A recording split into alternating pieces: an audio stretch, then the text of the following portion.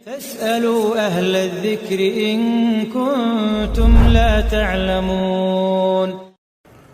السلام عليكم ورحمة الله وبركاته. Alhamdulillah, puja dan puji kita kehadirat Allah Subhanahu wa Ta'ala, Zat yang paling pantas untuk dipuji, dicintai, dihormati dan ditunduki. Zat yang maha kuat, maha perkasa, maha bijaksana, tidak beranak dan tidak diperanakkan. Zat yang telah menggantungkan segala kebutuhan kita dengan kalimat mulia, Alhamdulillah.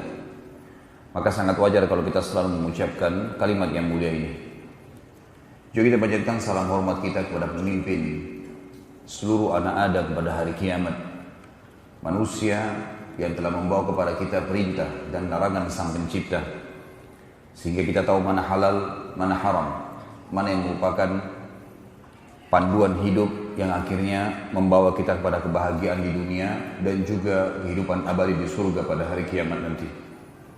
Manusia yang telah diberikan salam hormat langsung oleh Sang Pencipta bersama malaikatnya, maka sangat wajar sebagai pengikut yang setia kalau kita selalu mengatakan dan mengucapkan salawat dan taslim kepada Nabi besar Muhammad sallallahu wa ala alihi wa sahbihi wasallam. Pasukan gajah itu, bukankah dia Allah telah menjadikan tipu daya mereka untuk menghancurkan Ka'bah itu sia-sia, dan dia Allah mengirimkan kepada mereka pasukan burung yang berbondong-bondong yang melempari mereka dengan batu berasal dari tanah yang terbakar, lalu dia menjadikan mereka, Abraha dan pasukannya, seperti daun-daun yang dimakan ulat. Akhirnya habislah di sini pasukan gajah. Dan kita lanjutkan, masih berlanjut historinya teman-teman sekalian. Ini sebenarnya materinya pagi, tapi apa boleh buat, siang antum dikasih. Hah? Masih bernafas nggak di belakang tuh? Ini banyak nama hari ini, banyak cerita, banyak. Baik, sekarang kita kembali ke negeri Yaman. Kembali ke negeri Yaman. Dan kita tutup dengan pertemuan kita dengan ini teman-teman sekalian. Yaman tadi sudah masuk agama Nasrani kan? Nanti kita akan jelaskan teman-teman sekalian, dan kita tutup dengan pertemuan kita dengan itu, bagaimana agama Nasrani akan dihilangkan oleh kekuatan Persia sehingga Yaman menjadi wilayah kekuasaan wilayah Persia, dan bagaimana wilayah Yaman masuk Islam. Kita tutup dengan itu insyaallah. Setelah Abraham mati tadi, sebelum dia berangkat, dia sempat menunjuk anaknya yang bernama Yaksum ini anaknya Abraha. Sebentar, anak pertama namanya Masruk dulu. Waktu Abraha mati, memang dia sebelum pergi dia tinggalkan Masruk anaknya untuk berjaga-jaga menjadi raja. Waktu dia mati, otomatis Masruk jadi raja. Berjalan kekuasaannya seperti biasa dalam agama Nasrani. Kemudian datang anaknya Yaksum. Nah, di zaman Yaksum ini jadi raja, cucunya Abraha, ada satu orang dari turunan anaknya Rabi' bin Nasr, namanya Saif bin Yazin. Masih ingat tadi raja-raja Yaman kan anak turunannya Rabi' bin Nasr kan? Tapi kan terombang-ambing ya. Zunuwas mati, diambil kerajaan oleh orang-orang Nasrani. Nah, dari turunannya Zunuwas, raja yang tadi mengaku sebagai Tuhan, tapi kakek-kakeknya kan tetap agama Yahudi. Ada satu orang namanya Saif bin Yazin. Orang ini di zaman Yaksum muncul. Saif ini teman-teman sekalian, dia mulai berpikir bagaimana mengembalikan kerajaan kakek-kakeknya dulu. Dia mau supaya orang-orang Afrika ini keluar semua nih dari Yaman. Harusnya orang-orang Yaman yang berkuasa. Dia mulai berpikir kira-kira bagaimana jalan keluarnya. Lalu kemudian dia berpikir untuk mendatangi Kaisar Romawi. Pergi dia ke Kaisar Romawi, jauh dari Yaman, pergi ke utara Jazirah Arab. Sampai ke Kaisar, dia minta tolong, dia sampaikan kalau dia salah satu keturunan raja di Yaman segala.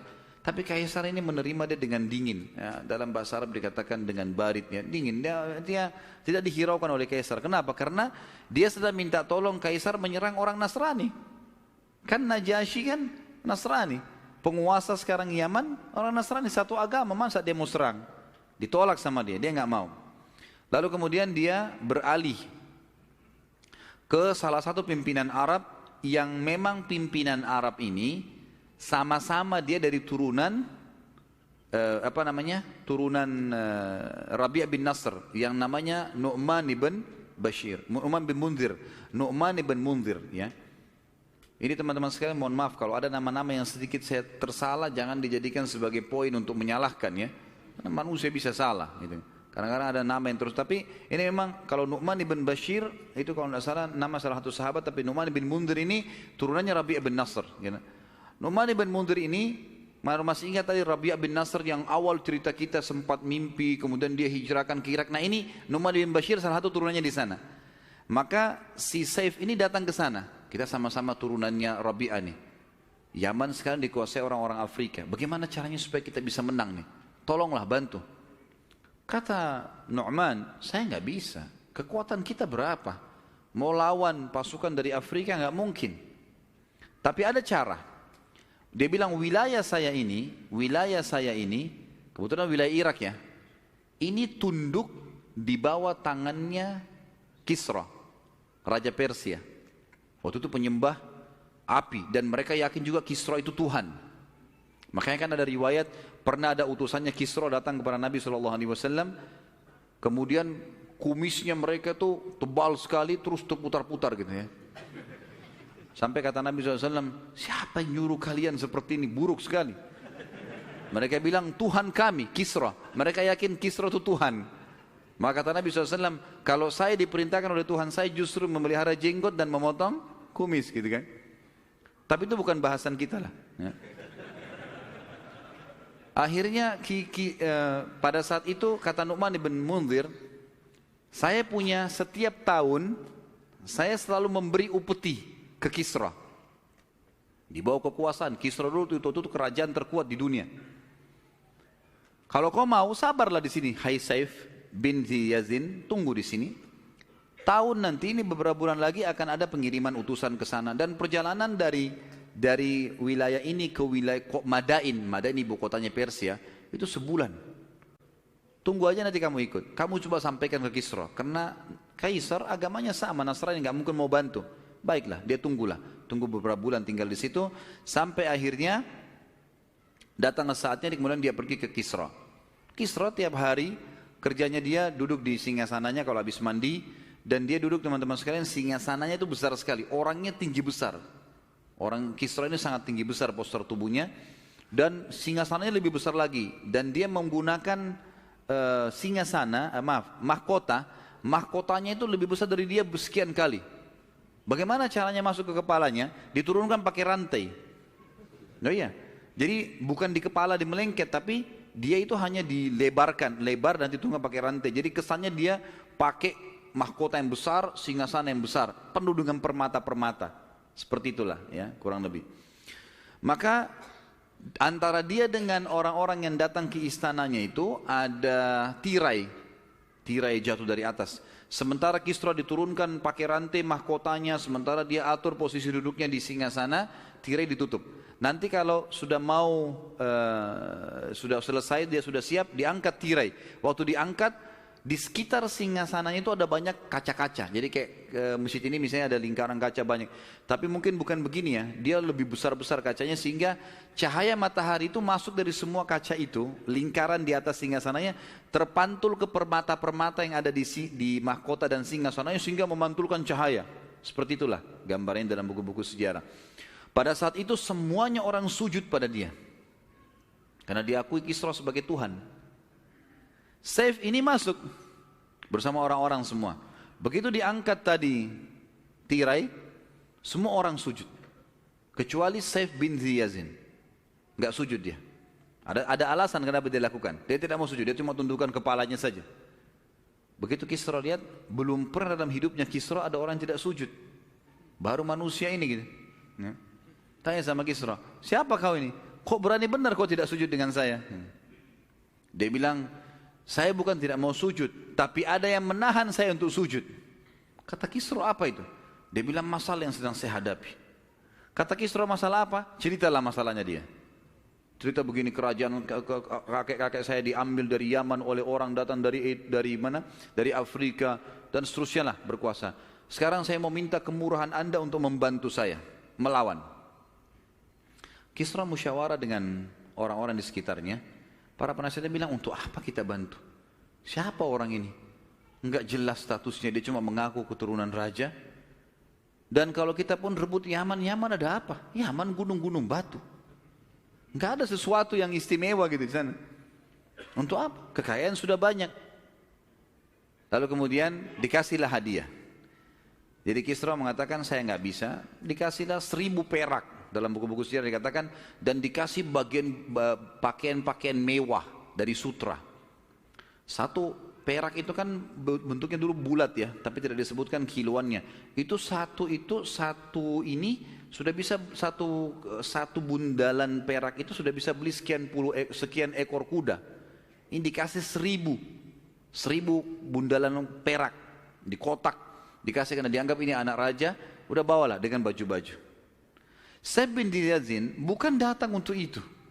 Dia butuh pasukan untuk menyerang orang-orang Najasyi, orang-orang Afrika yang datang. Maka dia buat sebuah perilaku teman-teman sekalian yang akhirnya membuat Kisra berpikir.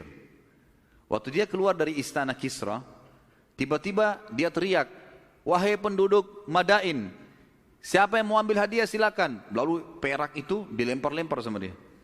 Sama baju-baju yang mewah tadi dilemparin semua. Orang pada berebut di depan istananya Kisra. Dengan ribut-ribut Kisra bilang, apa itu? Mereka bilang, tadi anak muda yang anda kasih perak dibagi-bagiin ke orang. Semua juga baju-baju dibagi-bagiin. Kata Kisra, pasti anak ini punya sesuatu yang besar nih. Kok bisa perak dibagi-bagi sama dia begitu semahal itu? Panggil kembali. Kenapa kok bagi-bagi nih? Dia bilang, untuk apa saya perak? Saya datang dari negeri yang gunung-gunungnya perak dan emas. Maksudnya Yaman. Kisra jadi tamak nih. Kumpul sama penasehatnya. Ini benar nggak Yaman ada emas dan perak nih? Kata penasehatnya, kami nggak pernah dengar itu.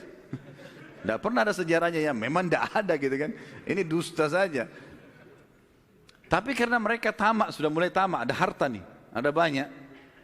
Maka yang terjadi, satu penasihat Kisra bilang begini saja. Begitu teman-teman, saya tutup dengan doa. Semoga Allah subhanahu wa ta'ala memudahkan segala urusan kita di dunia dan di akhirat, dan semoga seluruh amal yang pernah kita kerjakan diterima olehnya. Semoga semua dosa yang pernah kita lakukan, kecil atau besar, tersembunyi ataupun terang-terangan, dimaafkan dan digantikan menjadi pahala dengan kemahamurahannya. Dan semoga seluruh perbuatan kita ke depannya, sisa umur ini semua diberkahi, baik di keluarga kita, di harta kita, di ilmu, dan juga puncaknya kita akan dimasukkan ke dalam surga Firdausnya tanpa hisab. Dan kita selalu mendoakan saudara kita di Palestina, di Syria, di Yaman, di Irak, di Myanmar, di Ahsa, dimanapun mereka berada sedang terlindas. Semoga Allah ikhlaskan niat mereka, terima para syuhada mereka, dan juga Allah muliakan Islam di tangan mereka dan tangan kita semua. Dan semoga Allah mempartisipasikan kita bersama mereka di pahala, baik dengan doa dan harta juga dengan jiwa kita. Dan semoga Allah dengan kemahamurahannya menyatukan kita semua di surga Firdausnya tanpa hisab, sekali lagi dengan kemahamurahannya. Subhanakallahumma bihamdika, asyhadu an la ilaha illallah, astaghfirullah wa atubu ilaih. Wassalamualaikum warahmatullahi wabarakatuh.